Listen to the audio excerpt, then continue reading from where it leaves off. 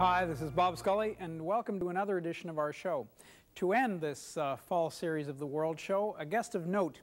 I'm sure you recognize the man in the picture behind me, Terry Waite, former negotiator for the lives of hostages in Iran, in Lebanon, on behalf of the Archbishop of Canterbury, but also former British hostage himself in Beirut. And I think the entire world was stunned.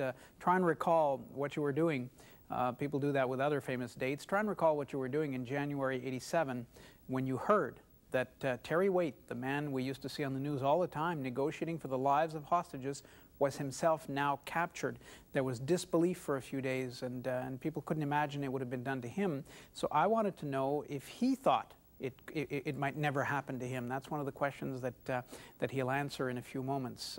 He goes into, in the book he's written, into the reasons that may lie behind his capture, although he's not entirely sure.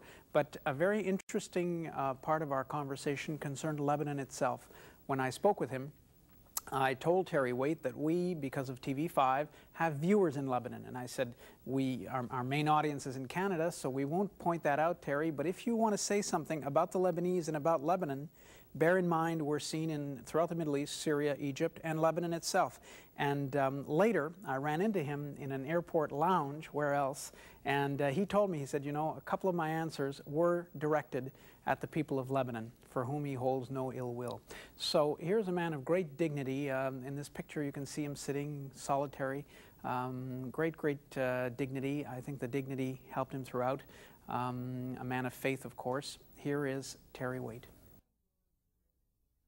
Even your superior, the Archbishop of Canterbury, was starting to get nervous and was telling you, be careful. Didn't your actions border on recklessness? I think in all those situations, with retrospect, if you question anybody, no one will say, I advised him to go.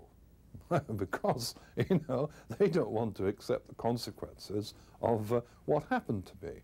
No, and I don't lay the responsibility at anyone else's doorstep. It was my decision. Was it reckless? That's a good question. It was certainly a very high-risk thing to do.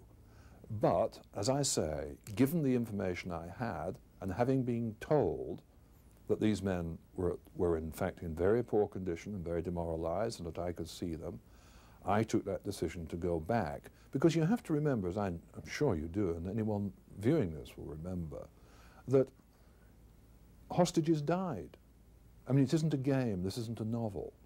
And if there is the slightest chance of easing the situation or doing something for people, I felt that I had to do it and had to, in a sense, put myself in that position.